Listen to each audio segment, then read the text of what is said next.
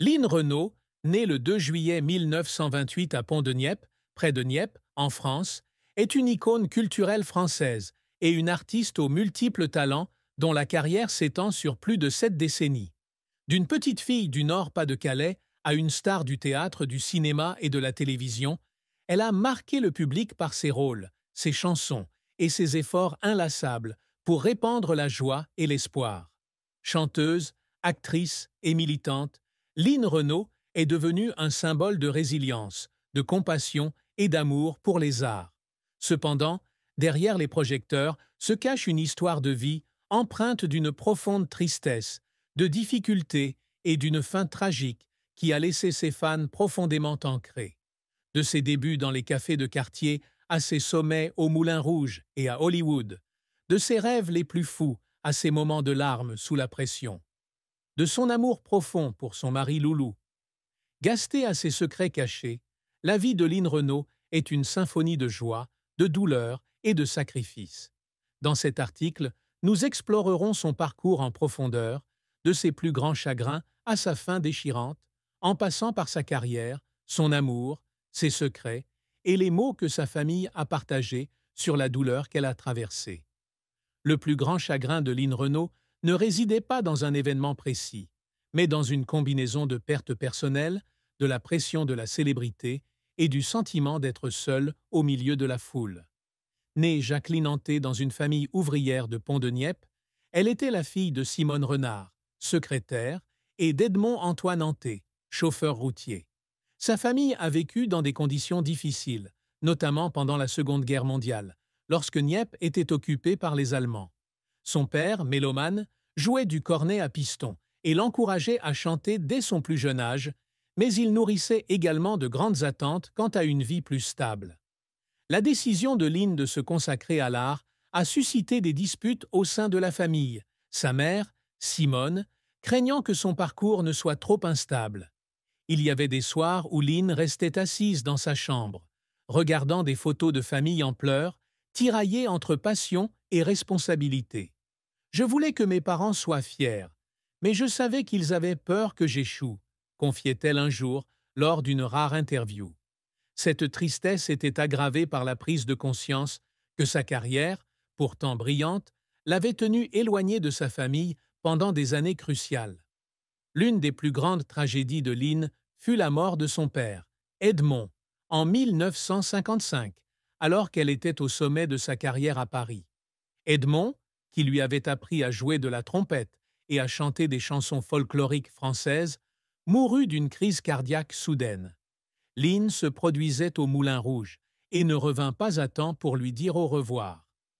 À l'annonce de la nouvelle, elle s'effondra dans sa loge, serrant la vieille trompette de son père contre elle et sanglotant. « J'ai chanté pour des milliers de personnes, mais je n'ai pas pu chanter une seule chanson pour dire au revoir à mon père, » dit-elle, la voix brisée. La perte de son père laissa une cicatrice profonde dans son âme, car elle se sentait coupable de ne pas avoir passé assez de temps avec lui.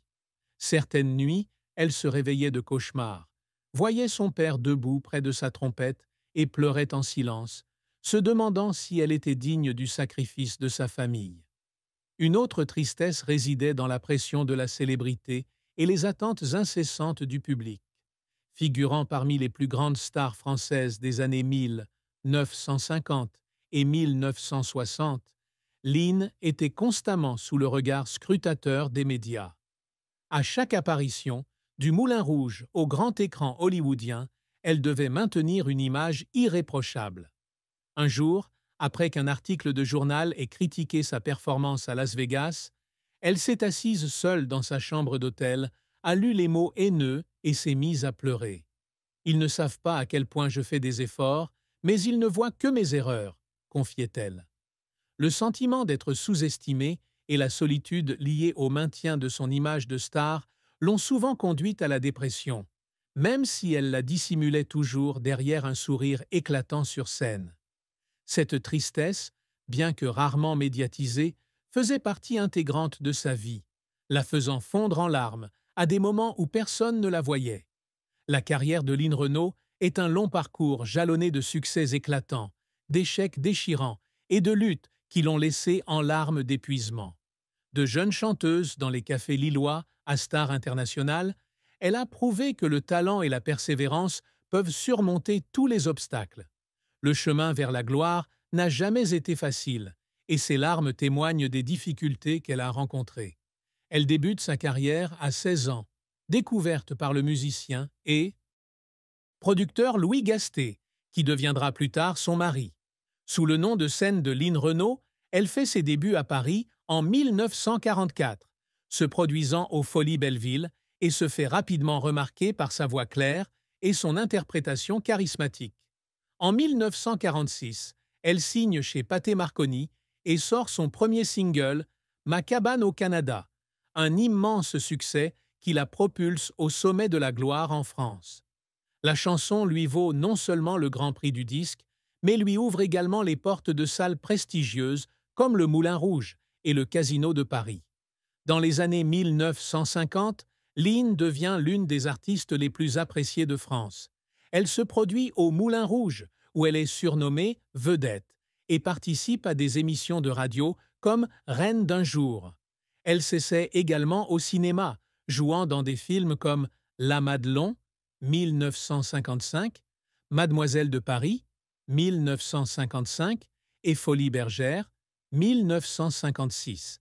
Sa carrière prend une dimension internationale lorsqu'elle signe un contrat avec la 20e Century Fox à Hollywood, devenant l'une des rares artistes françaises invitées à se produire aux États-Unis.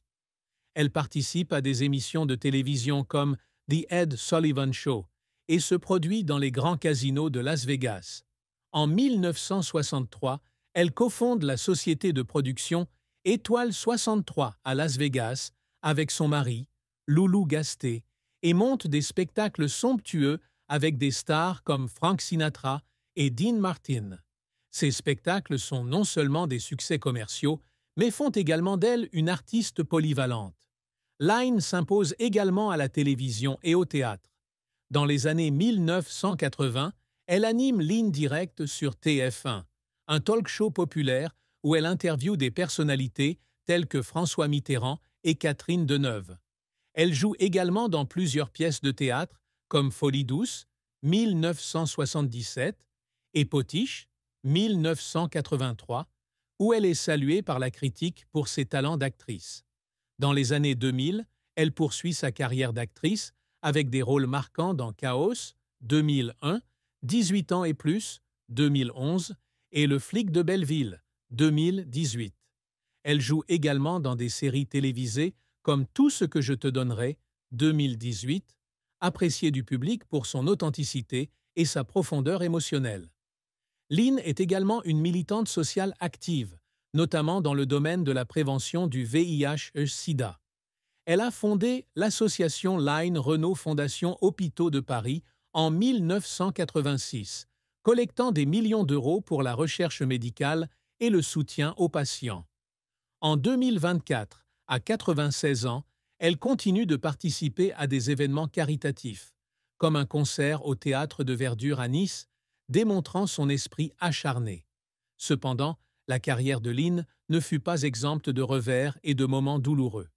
L'un de ses plus grands échecs survint lorsqu'elle tenta d'étendre sa carrière musicale au marché américain dans les années 660. Bien accueillie à Las Vegas, elle peina à rivaliser avec des stars comme Barbra Streisand et Judy Garland. Un concert au César Palace, devant un public clairsemé, la fit pleurer, avec le sentiment de ne pas être à la hauteur pour conquérir le marché international. « Je rêvais d'Hollywood, mais je me sentais comme une petite fille de Nieppe, dit-elle. Un autre revers survint lorsque sa compagnie, Étoile 63, et celle de Loulou, connurent des difficultés financières dans les années 70, les obligeant à vendre une partie de leurs actifs pour rembourser leurs dettes.